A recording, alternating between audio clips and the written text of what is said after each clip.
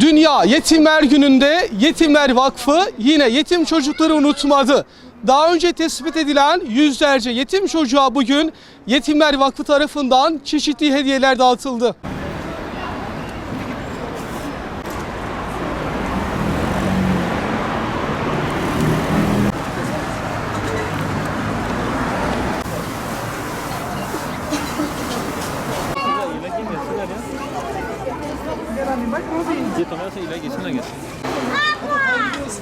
Bisikletimi, balonumu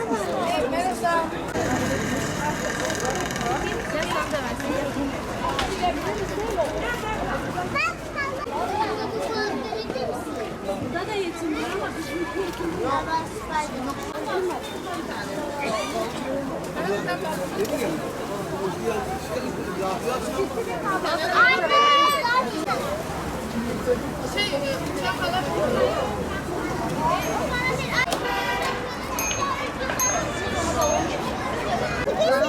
Sen bitir ben getireyim. Hadi durma tamam.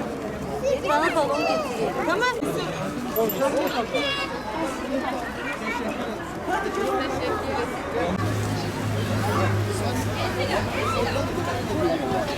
Yetimler Vakfı'na teşekkür ederim. Bir daha.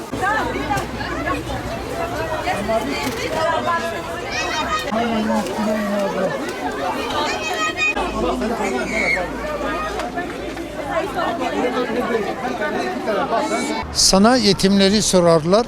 De ki onların durumlarını düzeltmek hayırlıdır. Bakara suresi 220. ayet. Peygamber Efendimiz sallallahu aleyhi ve sellem de yetimlere sahip çıkmanın değerini şu sözleriyle bizlere hatırlatır. Ben ve yetimi himaye eden kimse cennette şöyle yan yana olacağız diyerek iki parmağını yan yana getirmiştir. Bugün bizler de bu müjdeye talip olmak, yetim yavrularımızın yüzünde bir tebessüm olabilmek için Dünya Yetimler Günü münasebetiyle bir araya geldik. Yetimler Vakfı olarak hayırseverlerimizin kıymetli destekleriyle yetim çocuklarımıza bisiklet ve çeşitli hediyeler takdim ettik. Çünkü inanıyoruz ki bir yetimin kalbine dokunmak sadece bir hediye vermek değil, onun hayatına umut, sevgi ve güven bırakmaktır.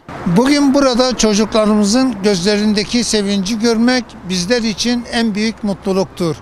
Küçük bir bisiklet, bir oyuncak ya da bir hediye belki çok büyük görünmeyebilir.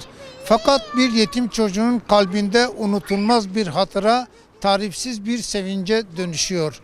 Yetimler Vakfı olarak dünyanın birçok noktasında yetim kardeşlerimizin yanında olmaya, onların eğitimine, ihtiyaçlarına ve mutluluğuna katkı sağlamaya devam ediyoruz.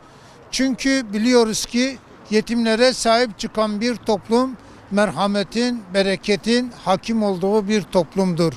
Bu güzel günde bizlere destek olan tüm hayırseverlerimize gönülden teşekkür ediyoruz. Rabbimiz yapılan her iyiliği kabul eylesin. Yetim yavrularımızın yüzündeki tebessümü daim kılsın. Rabbimiz bizleri yetimlerin duasını alan kullarından eylesin. Amin.